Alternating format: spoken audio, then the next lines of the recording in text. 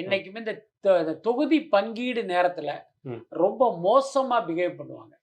யார்கிட்டன்னா இத்தனை நாள் அவங்களோட தோழமை கட்சி, கூட்டணி கட்சினே டிராவல் பண்ணாங்கல்ல, அந்த கட்சிகளுக்கு தொகுதிகள் கொடுப்பதே பாத்தீங்கன்னா இது ஒரு யாசகம் கொடுக்கிற மாதிரியான ஒரு ஆட்டிடியூடு திமுகவுக்கு வரும்.